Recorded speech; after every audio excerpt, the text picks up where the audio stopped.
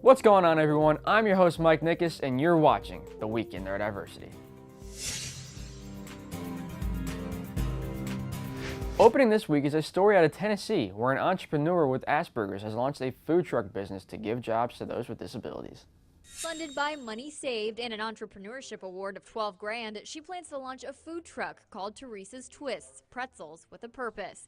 That purpose, putting people with disabilities to work who can suffer from depression without something to do. I tend to lack a bit of that purpose myself when I'm not in school, because without it, I tend to wander a bit. We want to help build self-confidence and also build, especially for people with autism, the social skills and the communication skills and the job skills. And we'll follow that up with a new study on autism, which documents how the brain changes over time and how early intervention may be beneficial.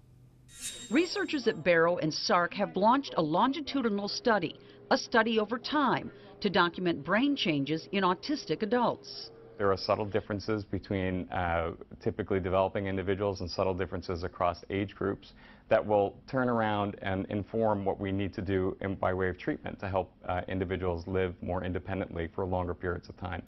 Over at the University of Pennsylvania, two seniors have created a company that makes wearable sensors that track the movements of the limbs for people with movement disabilities. It's a network of wearables that patients wear throughout the day, and their physical therapist is able to monitor their activity in between their therapy sessions. Patients can take this information and figure out exactly how they need to adjust their everyday activities to improve their everyday life.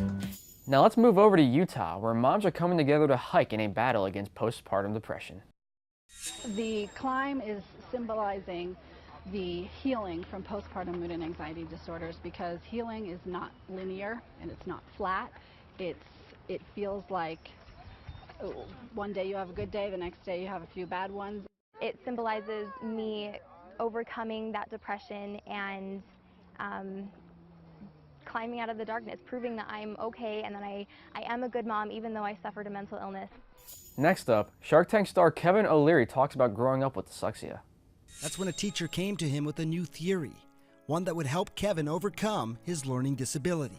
Their thesis went like this: this is not a fault, you have a superpower.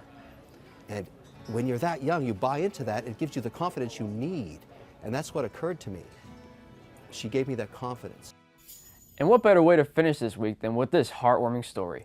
Thomas Cullen, a young man with Down syndrome, was having trouble finding employment and posted a heartfelt video plea.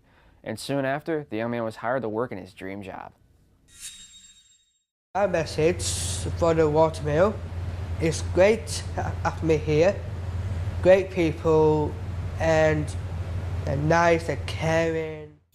And if you're looking for something new to watch, then be sure to check out the channel Everything Toys Autism, because not only is it an insightfully entertaining channel worth checking out, but 50% of the profits go to early childhood intervention programs, such as Kids on the Move and Giant Steps Autism Preschool. So be sure to click the link at the end of this video. That wraps it up for this episode. Which story caught your eye the most? Be sure to let us know in the comments, and don't forget to subscribe. Thanks for watching, and remember, you keep advocating and we'll keep bringing the news.